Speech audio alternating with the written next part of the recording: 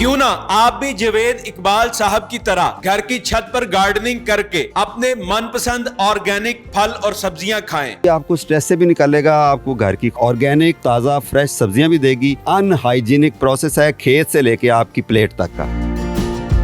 जावेद इकबाल साहब, kitchen gardening जो आजकल ट्रेंड बनता जा रहा है, लोग अपने घरों के छत के ऊपर सब्जियां उगाते हैं। इवन अब तो आपने फ्रूट ट्रीज जो हैं उनको भी इंट्रोड्यूस करवा दिया कि घर के छत पर लगाएं। मैं चाहता हूं कि ये शुरू कैसे होता है काम, आप कब से कर रहे हैं? यहाँ तो आप अंगूर, संतरे, हर तरह की जो चीज़ें लगाई होती हैं, सब्जियां इवन 80% आप अपने घर की ही खाते हैं। तो मुझे बताएं ये कब से कर रहे हैं, कैसे कर रहे हैं? अब्दुल्ला, इसका मतलब ये हुआ कि आपने किचन गार्डनिंग करने का इरादा कर लिया है। तो सबसे ज़रूरी चीज़ बेसिकली यही है कि आप किचन गार्डनिंग का इरादा कर लें। किचन गार्डनिंग बहुत आसान है। आपको चाहिए मिट्टी, बीज और पानी, दैट्स ऑल। उसके अलावा आपको थोड़ा सा नॉलेज चाहिए जो अब मुश्किल नहीं रह गया। यूट्यूब चैनल देखें, गूगल कर लें, कौन सा बीज किस मौसम में लगता है, बस आपको ये चाहिए। बाकी जो हम बच्चों की केयर करते हैं ना, वही पौधों की केयर है। अच्छा। सिंपल। और इंसान के अंदर जब नया बच्चा हमने पैदा होना होता है हमारे घर में, तो हम उसकी कोई ट्रेनिंग नहीं लेते। इसी तरह हमने अगर घर में ये वाले बच्चे पैदा करने हैं जिनको हम खाएंगे और हमारे बच्चों को हेल्दी रखेंगे, इसकी भी ऐसा कोई ट्रेनिंग की ज़रूरत नहीं होती है। ये नेचर है, ये खुद अपने आप को उगाएगी और जब आपके घर में ये आ जाएंगे आपको केयर आ जाएगी। यानी आपने सिर्फ टाइम स्पेंड करना है इनके साथ। यस, और ये बड़ा ही क्वालिटी टाइम है। जिस तरह आजकल पॉलिटिकल स्ट्रेस, तो सोशल स्ट्रेस, तो इकोनॉमिकल स्ट्रेस, सारा कुछ है, तो ये आपको स्ट्रेस से भी निकालेगा, आपको घर की ऑर्गेनिक ताज़ा फ्रेश सब्जियां भी देगी और आपका बहुत क्वालिटी टाइम आपका गुजरेगा, जो आप सोचेंगे कि यार ये काम मैंने पहले क्यों नहीं शुरू कर दिया। घर में सब्जियां क्यों लगाई जाए, मैं आपको 4 फैक्टर बताता हूँ। एक तो हमारी ख्वाहिश होती है कि हम ऑर्गेनिक ग्रो करें। ऑर्गेनिक सब्ज़ी वही है जो आपने अपने हाथ से अपने घर में अपनी सुपरविजन में ग्रो की है। आपको पता है कि बीज के बाद मैंने इसके साथ क्या क्या ट्रीटमेंट की है, केमिकल डाला है कि नहीं, इसके ऊपर मैंने स्प्रे किया है कि नहीं, इसके ऊपर मैंने क्या किया है। अच्छा, दूसरी चीज़ है जनाब, ऑर्गेनिक जो बाज़ार में सब्ज़ियाँ मिलती हैं वो 4 तरह के उसके ऊपर फैक्टर्स होते हैं। खाद से, केमिकल की खाद से उगी होती हैं या गंदे पानी से उगी होती हैं। अब हम लाहौर में रहते हैं ना, तो लाहौर के आउटस्कर्ट्स में जितना हमारा वेस्टेज वाटर है वहाँ सबसे अच्छी सब्जियाँ ग्रो होती हैं, बड़ी बड़ी सब्जियाँ। अब मार्केट जाए ना और आपको अगर बड़े साइज़ की हेल्दी सब्ज़ी मिल रही है तो ज़्यादा चांसेस ये हैं कि उसको ज़्यादा या तो केमिकल खाद डाली हुई है या आसान तरीका ये है कि वो गंदे पानी में उगी हुई है, उसमें बहुत ज़्यादा न्यूट्रिएंट्स होते हैं। वो गटरों का पानी डाला, बस आप ना करें तो बेहतर है, ठीक है। और उसमें भी एक स्पेशल चीज़ है, जो हमारा इंडस्ट्रियल वेस्ट है ना वाटर, उसके अंदर हैवी मेटल्स होते हैं जो कि नेचर प्रोसेस ये जो होता है उगने का, उसके दौरान उसको फिल्टर नहीं कर सकती। तो वो अगर हम खाते हैं तो that can cause cancer. Even unhygienic process है खेत से लेके आपकी प्लेट तक का, इसको ध्यान में रखें। ये 4 फैक्टर हैं कि आप अपने घर में सब्जियां ग्रो करें।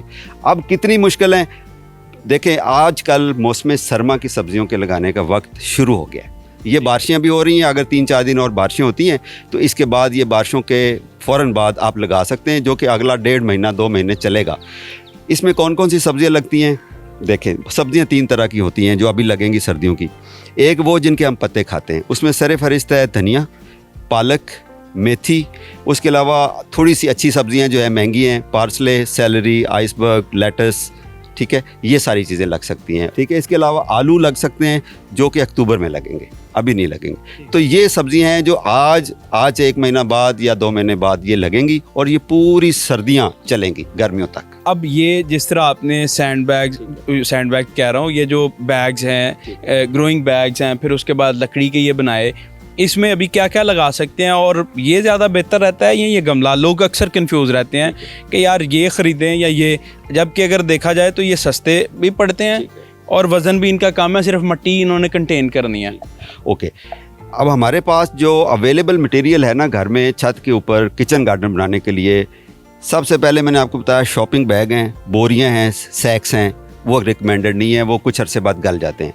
अच्छा, जो हम मटेरियल बाज़ार से थोड़े पैसे लगा के ला सकते हैं, मिट्टी के गमले हैं जो कि लाना बहुत मुश्किल है। इतना बड़ा गमला है, आप गाड़ी में रख के लाने में हैज़र्ड फील करते हैं, फिर वो टूट जाता है, ठोकर लगेगी, हवा से गिर जाएगा, टूट जाएगा। वज़न उसका अपना ज़्यादा होता है, छत पे आप चाहते हैं कि वज़न कम हो। अब ये देखें, ये आपका 10 इंच का गमला जो इतना वज़नी होता है, ये अभी मैं आपको खोल के दिखाता हूँ। ये पूरा आपका गमला तैयार हो गया। ये मेरे हाथ में गमला है जी, मॉडर्न गमला। मॉडर्न गमला। आप जो आपका बाजार में 16 इंच का गमला होता है वो इतना साइज़ होता है और उसका अच्छा भला वेट भी होता है। अभी आप ये देखें कि इसका अपना वज़न मेरा ख्याल है 150 ग्राम है या 200 ग्राम है और ये इतना बड़ा आपका गमला बिल्कुल। अब इसकी शेप ऐसी है कि फ्लैट है और सिलेंड्रिकल शेप है, ये गिरेगा भी नहीं। नॉर्मली जो मिट्टी का गमला होता है वो नीचे से तंग होता है, ऊपर से खुला होता है, इसकी वजह से वो गिर भी जाता है और उसमें मिट्टी भी कम आती है। इसमें उससे ज़्यादा मिट्टी आती है, कैपेसिटी इसकी ज़्यादा है। इसके साइडों पे 2 हैंडल लगे हुए हैं। हमारी बहनें ख़वातीन जो इसमें आप दाएं बाएं करना चाहते हैं धूप छाँव की वजह से, तो इजीली इसको उठा के शिफ्ट भी कर सकते हैं। जवेद भाई, अभी ये मिट्टी तो तैयार हो गई है और धनिया हर घर की बेसिक नीड है और ख़वातीन सब्जी लेने भी जाएं तो धनिया की डिमांड करती है, तो मुझे वो लगाना सिखा दें एटलीस्ट। हर कुजीन का हिस्सा है। ये धनिया का पैकेट है और सिंपली आप इसको खोलेंगे। एक चीज़ याद रखें, ये जो आप देखेंगे ना, आप कहेंगे सर ये तो धनिया हमारे किचन में पड़ा होता है, खुश्क धनिया, ये वही है लेकिन इसका कलर थोड़ा सा चेंज है। अच्छा, ठीक है।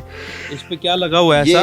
ये सिर्फ फंजीसाइड लगी हुई है या ट्रीटमेंट की हुई है। ये अच्छा हाइब्रिड सीड होता है। ओके, ठीक है।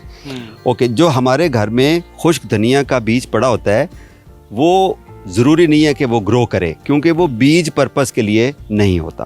ठीक है। इसलिए कई लोगों को ये शिकायत होती है कि घर का खुश्क धनिया लगाया था और उसकी अच्छी जर्मिनेशन नहीं हुई, वो सही नहीं होगा। तो बेहतर है कि आप किसी अच्छे स्टोर से हाइब्रिड सीड ले लें या अच्छा सीड ले लें। बेसिकली OPV सीड होगा तो वो बीज लगाने के पर्पस के लिए होगा। ओके, ये आ गया। इसको लगाने के 2 तरीके। एक तो सिंपल हम इसको अभी लगाएंगे, जो एक तरीका है, और दूसरा तरीका ये है कि आप इसको पहले ओवरनाइट या 2-3 घंटे पानी में भिगो दें। जब बीज को पानी में भिगो देते हैं तो बीज यूं समझ लें सादा ज़बान में कि जाग जाता है। उसकी स्किन जब गीली होती है तो वो उसके अंदर जो मगज़ होता है वो जाग जाता है कि अब मैंने उगना है। फिर उसको मौसम वो उसको जज करता है कि क्लाइमेट कैसी, टेम्परेचर कितना है। जब वो सब कुछ ठीक होता है तो बीज उगना शुरू कर देते हैं। ठीक है। अभी हम इसको लगाते हैं। इसको लगाना, हाइब्रिड बीज का कलर आप देख रहे हैं और जो हमारे घर में खुश्क धनिया होता है उसका कलर ब्राउन होता है, वो नेचुरल, उसके ऊपर ट्रीटमेंट नहीं हुई होती। ओके, इसको लगाने का 2 तरीके हैं। या तो एक हम ऐसे इसको स्प्रिंकल कर दें इसके ऊपर, इसको ब्रॉडकास्टिंग मेथड कहते हैं टेक्निकल लैंग्वेज में। ओके, और इसके ऊपर थोड़ी थोड़ी हम मिट्टी डाल दें या हाथ से हिला दें। लेकिन मैं ये इसलिए रिकमेंड नहीं करूँगा कि जब अब ये बीज उगेगा ऐसे तो या तो चिड़ियाँ खा जाएंगी या साबुत बीज अभी खा जाएंगी, या फिर ये उगेगा तो गिर जाएंगे पौधे। ये अक्सर शिकायत होती है। अब इसका बेहतरीन तरीका ये है, इसको मैं कहता होता हूँ पिंच मेथड या चुटकी मेथड। आपने ये चुटकी में 5, 6, 10 बीज आएंगे और इसको ऐसे दबा देना है। ये कितना के नीचे? ये देखें, आपकी उंगली का तकरीबन आधा इंच और पौना इंच नीचे चला जाएगा। ये आप इसकी शॉट ले सकते हैं। फिर इसके ऊपर इसको कवर कर देना। अच्छा, मैं बताता हूँ। और अभी ये इसी तरह बंच निकलेगा और आप किचन सीजर से ये बंच ही काट लेंगे। ऐसे आपने 2-2, 3-3 इंच के फासले पर ये आपने इसको लगा देना धनिया।